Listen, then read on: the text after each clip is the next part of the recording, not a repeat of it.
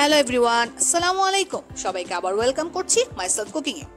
আজকে আমি চলে আসলাম নতুন আরো একটি বান রেসিপি নিয়ে।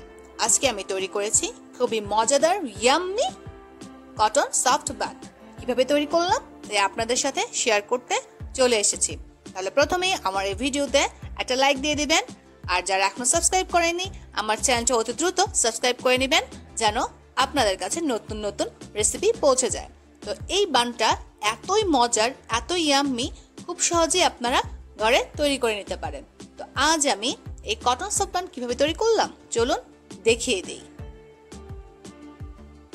তো প্রথমেই আমি এখানে একটি পাত্রে 1 কাপ পরিমাণ দুধ নিয়ে নিয়েছি, যেটা খুবই কুসুম গরম হবে, যেটা হাত দিয়ে স্পর্শ করা যাবে এমন। তার সাথে দিয়ে দিব 1 চামচ পরিমাণ ইস্ট। ভালো ব্র্যান্ডের ইস্ট হলে খুব সহজে আপনার ডোটা ভালো হয়ে যাবে। আর তার সাথে পরিমাণ মতো চিনি দিয়ে মিশ্রণটাকে আমি ভালো মতো একটু নেড়ে চেড়ে মিশিয়ে নেব, যেন দুধের সাথে ইস্টের মিশ্রণটা ভালো মতো মিক্স হয়ে যায়, সেদিকে খেয়াল রাখবেন। আমি এভাবে ইস্টটা ভালো মতো মিশিয়ে নিয়েছি, দেখতে পাচ্ছেন।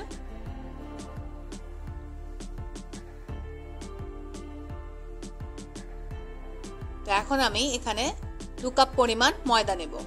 তো ময়দাটা আমি চেলে নেব। ময়দাটা চেলে নিলে ডোটা খুবই স্মুথ হয়, দেখতে পাচ্ছেন। এভাবে আমি ময়দাটা চেলে নিয়েছি। এতে আমি পরিমাণ মতো লবণ অ্যাড করব। দিয়ে দিলাম লবণ। এখন আমি ময়দাটাকে দুধের সাথে ভালো মতো মিশিয়ে নেব। এভাবে মিক্স করে নিচ্ছি, ভালো মতো নেড়ে চেড়ে নিতে হবে। মিক্স করার এক পর্যায়ে আমি এখন ডোটার মধ্যে একটা ডিম ভেঙে দেব, যেন বানের ডোটাকে খুবই আরো স্মুথ করে তোলা যায়। এইভাবে ডিমটাকে আমি ভেঙে মিশ্রণটার সাথে মিক্স করে নিচ্ছি, দেখতে পাচ্ছেন। এখন আমি একটু তেল ব্রাশ করে নেব। এভাবে তেলটা দিয়ে আমি হাত দিয়ে এবার ভালো মতো ডোটাকে আরো মলে নেব। এভাবে আমার ডোটা দেখতে পাচ্ছেন তৈরি হয়ে গেল। এখন আমি এটা রেস্টের জন্য রেখে দেব কমপক্ষে 15 মিনিট। এর যদি বেশি রাখা যায় তাহলে ডোটা আরো ফুলে ফেপে অনেকটাই হয়ে যাবে, তখন স্মুথ হয়ে যাবে। দেখতে পাচ্ছেন আমার ডোটা 15 মিনিট মতো রাখার পরে এভাবে সুন্দর মতো ফুলে উঠেছে। আমি এবার পলিটাকে উঠিয়ে ফেলবো, দেখতে পাচ্ছেন ভিতরে কি ফ্লপি হয়ে গেছে। আপনাদেরকে আমি দেখিয়ে দিচ্ছি, খেয়াল করবেন। এভাবে যদি আপনি ডোটা তৈরি করেন অনায়াসে আপনার বন খুব সুন্দর মতো তৈরি হয়ে যাবে। এভাবে হাত দিয়ে আমি আবারও ডোটাকে মিক্স করে নেব। এভাবে আমি এখন বন বানানোর জন্য ডোটাকে সাইজ মতো একটু কেটে নেব।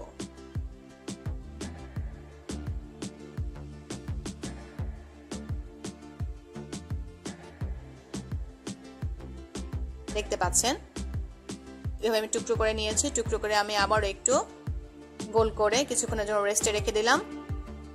তো বেলে নিলাম, এভাবে গোল করে আমি বেলে নিয়েছি। তো এখন আমি কেটে নেব। আমি চাকু দিয়ে সুন্দর করে কেটে নিয়েছি, আপনারা চাইলে কাট মেশিন দিয়ে কেটে নিতে পারেন। দেখতে পাচ্ছেন এভাবে আমি সাইজ করে নিয়েছি কটন বন বানানোর জন্য। আমি একটু চাকু দিয়ে আরো একটু সুন্দর করে কেটে দিচ্ছি।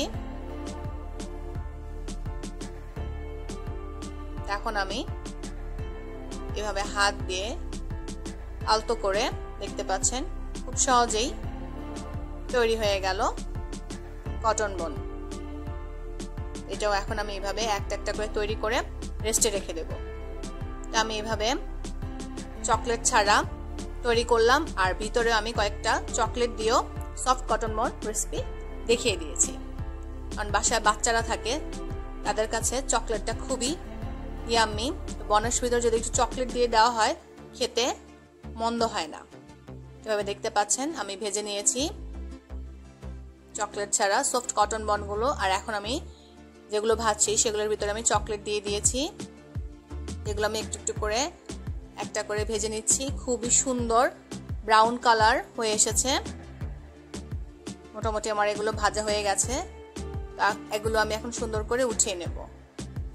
দেখতে পাচ্ছেন আমার সফট কটন বনগুলো কিন্তু খুলে যায়নি, ভিতরের চকলেটগুলো বের হয়ে যায়নি, খুব সুন্দর মতো এগুলো হয়ে গেছে। একটা একটা করে আমি এগুলো উঠিয়ে নিচ্ছি।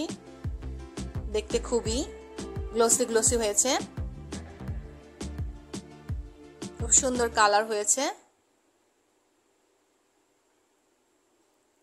এভাবে দেখতে পাচ্ছেন আমি একটি বন আপনাদেরকে দেখিয়ে দিচ্ছি যে ভিতরে আমি চকলেট দিয়েছিলাম, কি সুন্দরভাবে এগুলো ভিতরে হয়ে গেছে, একদমই ইয়াম্মি দেখাচ্ছে। আপনারা বাসায় এভাবে আপনাদের বাচ্চাদের জন্য খুব সহজেই তৈরি করে নিতে পারেন চকলেট দিয়ে বা চকলেট ছাড়া সফট কটন বনটি।